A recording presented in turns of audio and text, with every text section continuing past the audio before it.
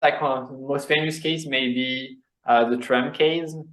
So you got Omen, which is a prediction market, where people could bet on whether Trump will win or not the US election.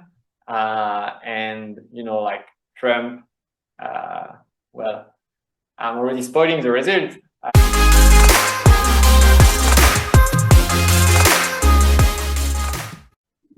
So welcome to Crypto Insights, where we teach you about crypto. Today we're going to talk about Kleros with Clement. And yeah, he will know everything about Kleros. At least that's what you hope. So Clement, can you start off? Can you say something about yourself? Hi, so I'm Clement. I started crypto in 2013, first as a hobbyist, like doing some school project on multi-sigs, selling Bitcoin, local Bitcoin, like with real cash transaction. It was a bit like my unofficial student job. And after when I graduated, I ended up doing a bit of crypto audits and creating Kleros with Federico and Nico, the other founders. So what is your current position in Kleros? I'm a founder and CTO. Founder and CTO. So could you explain us, so I did a video about Kleros a while ago, so most of the viewers that are watching this video are not aware about it. Could you explain Kleros in like simple words? Yeah, so Kleros is a dispute resolution system. Now, for example, if you want to pay an insurance, if there is an earthquake, if you want to pay some developer when he makes your website, if you want to check that some information is correct, like moderate content, all of those, they need some external world involvement, they need some human involvement. And most of the time, well, people behave correctly.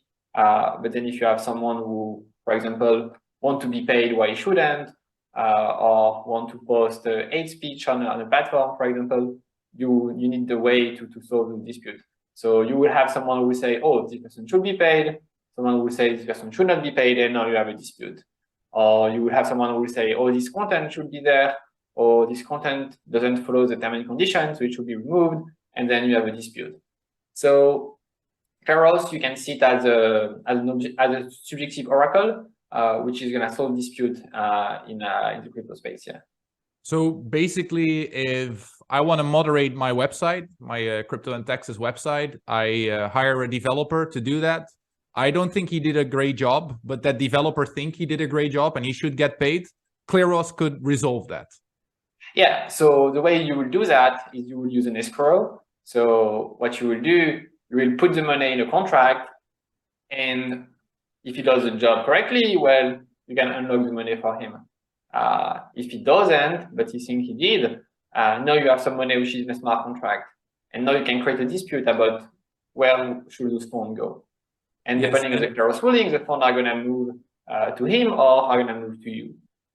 And then it's also possible that I disagree with the result and I want to go in like higher court as we do it in Web 2. Oh, yeah. So in Kleros, we are trying to use the least amount of resources initially as possible. So at first, you may start with 1 or maybe 3 jurors. And if you disagree with one of the ruling, you can appeal, and then you will get more and more jurors. Obviously, it's getting more and more costly, and it will require higher and higher deposit. But this allows to have most of the disputes solved at a pretty low cost, while still having the security of the entire system because of the potential of appeals. Yeah, so you're already really deep into it, obviously, because this is your company. So just for the viewers, jurors are people that actually just vote, right? And so they can get rewarded for voting on. So do I agree with Thomas that the work is delivered badly? Or do I agree with the developer that he actually should get paid for the work that he delivered? So that's what a juror is, right? Exactly. And how does a juror get paid? Is there also any risk involved from the juror side? So, well, you have a risk, but it's a positive sum game. So the jurors, they stake PNK. And at the end of each dispute, if you voted coherently with the final result, you will earn some arbitration fees and some PNK. And if you voted incoherently with the final result, you will lose a bit of PNK. So even if you are honest, you will not always vote according to the final result. I don't know, maybe for myself, I'm probably like coherent, maybe 80%, something like that. But you are way more likely to be coherent with the final result if you are an honest juror compared to voting randomly or taking bribes, for example. So that's a way to incentivize people to really look at the cases and vote honestly and not accept bribe or other misbehaviors. Yeah, clear. And could you tell us a little bit about like how many cases have you solved? How many jurors are like active, like maybe not on a daily basis or on a monthly? Could you give us some numbers? We got exactly 1,400 cases. And in terms of jurors, we currently have 779 jurors. Okay, so those are the people that vote. And what is like one of the example cases? Like what is one of the biggest and most interesting cases in your perspective? Well, I guess like one of the most famous case may be the Trump case. So you got Oman, which is a prediction market, where people could bet on whether Trump will win or not the US election. And, you know, like Trump, well, I'm already spoiling the result, but Trump did not get enough votes, and he started to do some legal challenges. So then we had disputes. No one was claiming that Trump won, but people were claiming either that Trump lost or were claiming that the market could not be decided because Trump did not recognize defeat and was attempting legal challenges so that the result should be unknown and that you should have to split the price 50-50. So that was like a pretty big case because I think there was more like $2 or $3 million at stake. And the result was that Trump lost the election. And okay, fortunately, that was the court did not give him the election. So it's like a posteriori, it's very easy. But when it was happening, it was even before Biden was inaugurated.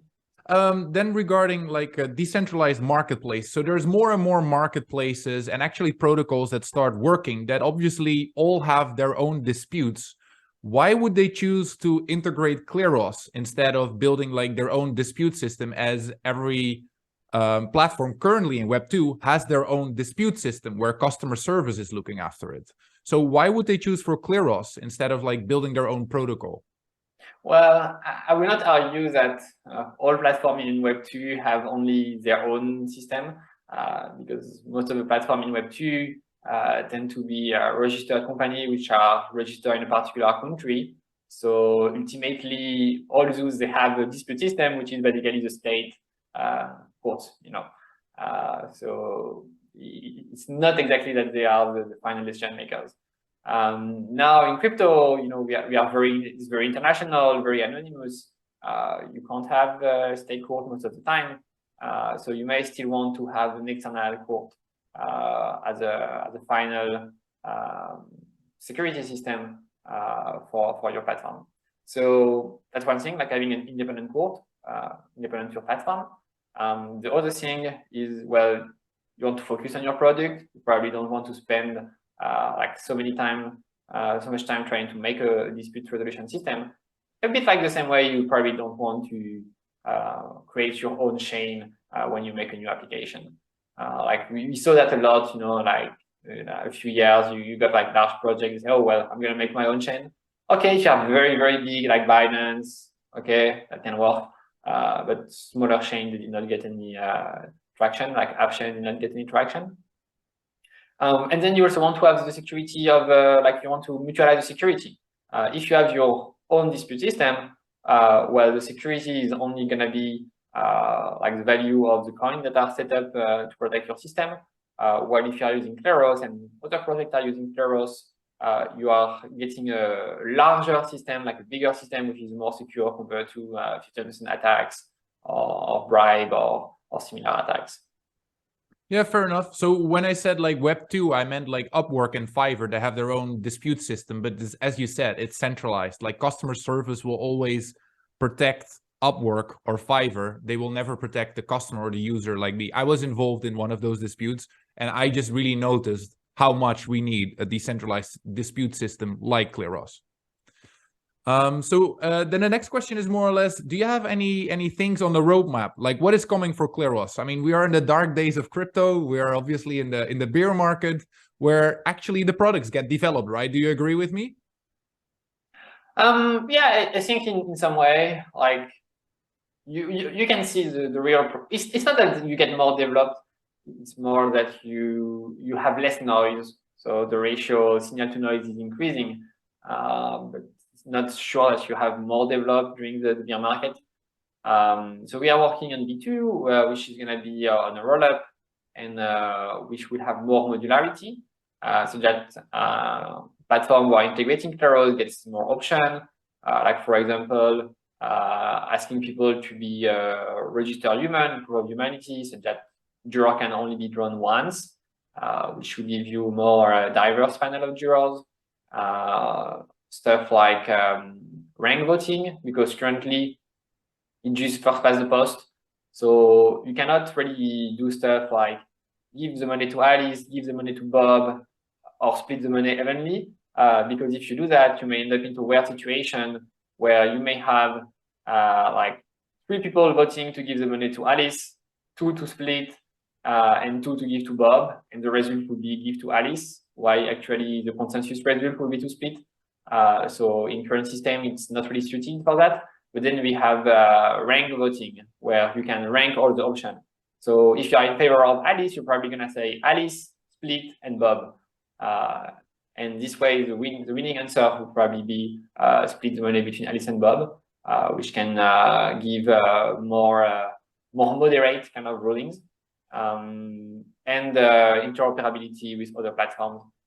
Currently, the vast majority of disputes are either on Ethereum or Gnosis chain. And we are working also on a bridge, which is the VIA bridge, to connect the rollup to all other important platforms, so that jurors, they will stay on their rollup, but then the application can be anywhere else. It can be another rollup, it can be Polygon, Binance chain, whatever you want. And the jurors, they stay on the main chain, but then you can rule on dispute anywhere. I actually have another question about something that we discussed earlier, which is like the amount of jurors. So you said there are 700 now, correct? Yeah, 779. How do you guarantee their objectivity, as they could create like a WhatsApp group or a Telegram group, Web3, where they could discuss like, hey, who else is a juror in this project? Should we vote A or should we vote B? Well, they already do that in some way. You have like the juror chit chat where they discuss about cases. So you cannot prevent people from discussing. Now, what you want to prevent is you want to prevent people from colluding.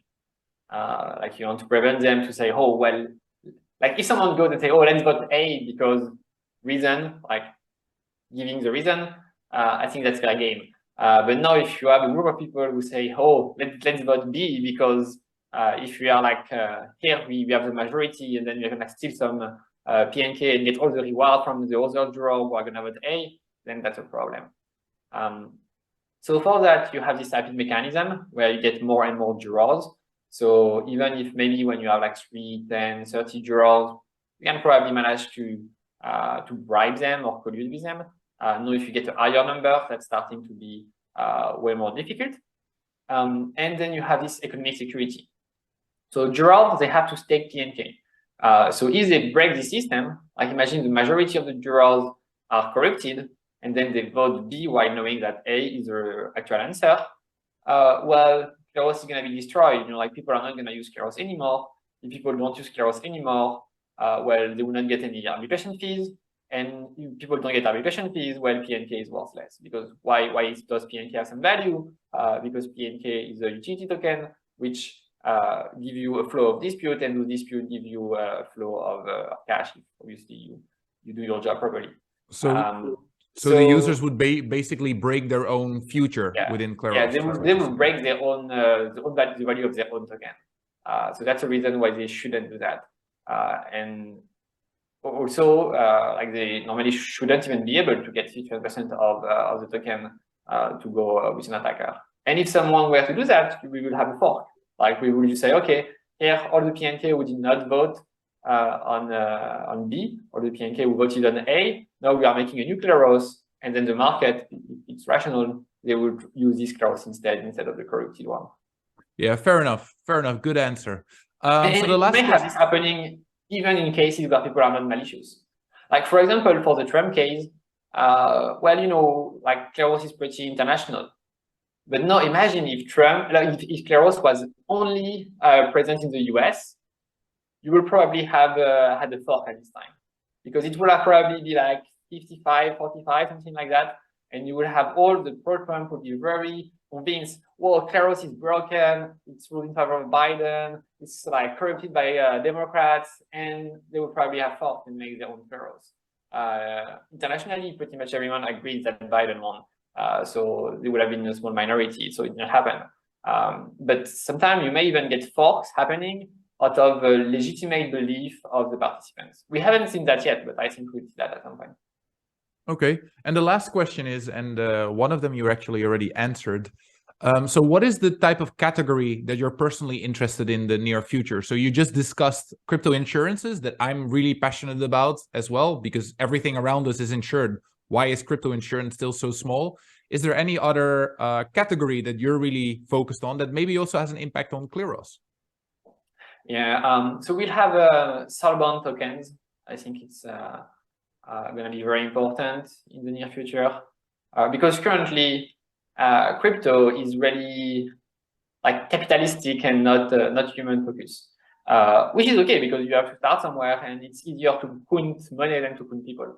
But at some point, if you want to replace most of the Web2 system, we need to have this kind of reputation system where, you know, like you want to be a developer in your example that you gave. In this case, you will not just be protected by an escrow. You will not just have like an economic protection.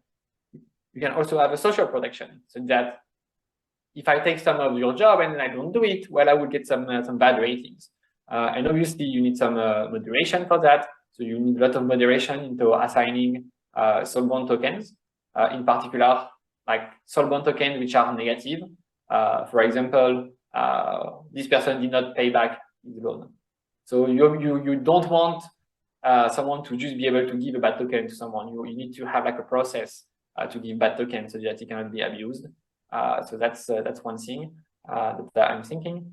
And probably replacement of most of the, I would say, like marketplaces, like stuff like eBay, Amazon, Uber, all of those, I think they will probably be disrupt in the near future.